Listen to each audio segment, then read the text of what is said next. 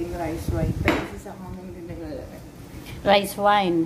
Tapos? Rice wine. Tapos konting asin lang. Kasi hindi siya pwede masyadong maalat. Diba? Salmon. Konting asin. Ganyan. Ilamusan ng konting asin. Para lang hindi siya dumikit. Ayun, medyo salmon. Salmon! Sarap na salmon. Mahal sa Pinas yan, te. Oo nga.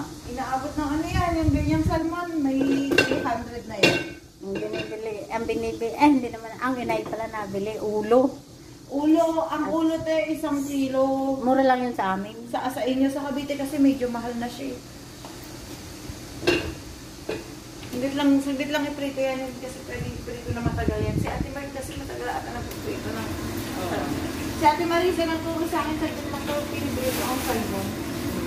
Hindi rin pinapatagal ang salmon kasi parang nagkaano ata na niligas. Oo, medyo matigas nga yan pagka ano. Pag overcook, dapat yan malambot lang. Ang luto. Oo, lalagay na. Hindi ba? Maya-maya ko. Maya-maya ko kasi pinapa-edit ko na edit na ng pizza.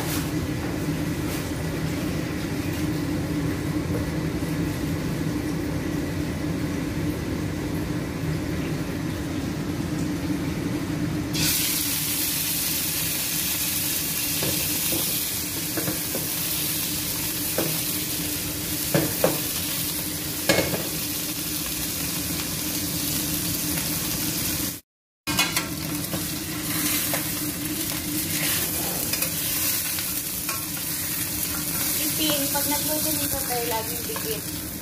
Lagi siya nagreklamo pag dumidikit sa kanya. Kasi hindi mahirap ang makikita niya. Nilalagay niya na kagad. Diba gano'n naman sila madali?